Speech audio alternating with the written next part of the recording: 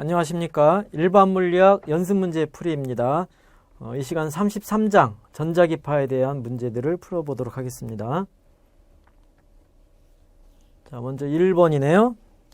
1번은 4절의 평광에 관한 문제가 되겠습니다.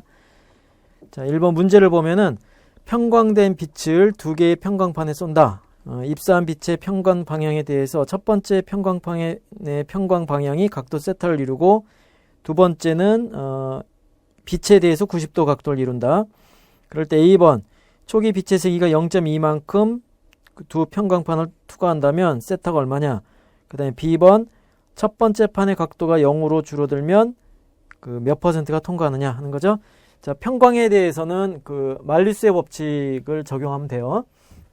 그래서 평광판에 들어가기 전에 평광된, 그러니까 요거는 평광된 빛이 평광판에 들어가는데 평광판 축하고 세타만큼 기울어졌을 때 그때 세기가 I만큼 변한다는 거죠.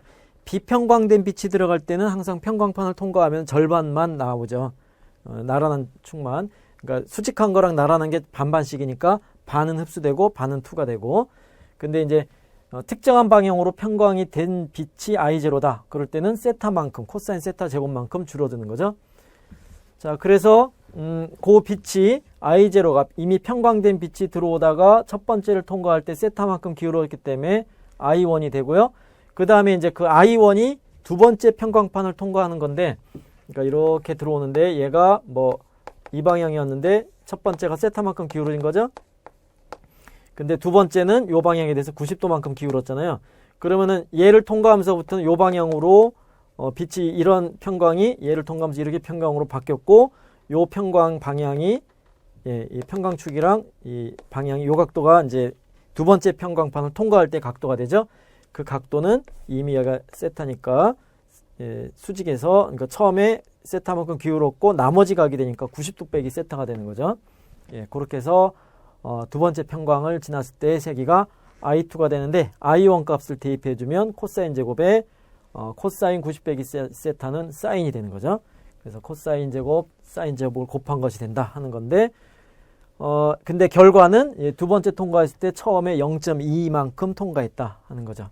그래서 코사인, 사인 제곱이 0.2가 되고, 반각, 이제 2배각 공식으로 바꿔주면, 요거에 2배 해준 것이 사인 세타죠. 그러니까 2로 나눠서 제곱해니까 4분의 1.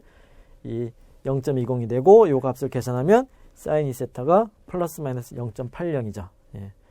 마이너스도 가능해요. 그러니까 아까 이 방향에 대해서 평광판이 그 반시계로 돌 때, 그 다음에 시계로 돌 때 이렇게 돌아갈 수 있는 거죠. 그러니까 이 각도 다 가능한 거예요. 그래서 32도 또는 58도의 각이 가능하다 하는 거죠. 만약에 이제 32도면은 이 방향이 아니네요. 지금 요 방향에 대해서 이 시계 반시계 플러스 마이너스 관계가 아니라 그 관계가 아니고요. 다시 그릴게요. 얘가 들어갔을 때 평광판이 이 방향에 대해서 일단 32도짜리가 있죠. 요게 가능하고, 그 다음에 나머지가 90도가 되는 애기 때문에 처음 방향에 대해서 90도가 되는데, 요 각도하고 이 각도 사이의 각이 똑같은 경우잖아요. 그러니까 이 경우에는 요 각이 됐는데 이게 바뀌어도 된다는 얘기죠. 요 각이 여기서 이렇게 되고, 그 다음에 요 각이 바로 그러니까 얘가 세타일 때 얘 더해서 전체가 90도가 되죠. 그러면은 처음에 이때 각이 이쪽으로 가고 요 작은 각이 일로 와도 되는 거죠. 그죠? 그러니까 이렇게 했을 때 이게 기울어지는데 요거나 이 두 가지 각이 다 나오는 거죠. 더해서 90도가 되는 게, 그게 이때가 32도면은 이때 얘하고 얘 사이가 58도가 되면 되고, 그 다음에 이 전체가 58도가 되면은 얘하고 얘 사이 각도가 32도가 되면 된다 하는 얘기죠. 그래서 두 가지 경우가 다 가능한 거고, B번은 그 각도가 0으로 접근하면, 얘가 0으로 접근한다? 그러면 처음에 평광된 빛하고 세타가 0이 되면은 같은 방향이죠. 얘랑 같아서 이렇게 이 방향이 돼요. 그러면은 첫 번째 평광판을 통과해서는 100% 다 통과하겠죠. 그죠? 그런데 두 번째 평광판을 만날 때는 직각이 되니까 하나도 통과를 못하죠. 그래서 모두 통과하는 빛은 없게 된다 하는 얘기입니다. 자, 평광에 관해서는 이 말리우스의 법칙을 잘 이해하면 돼요. 세기 구하는 문제는 1번 평광부터 시작을 했고요.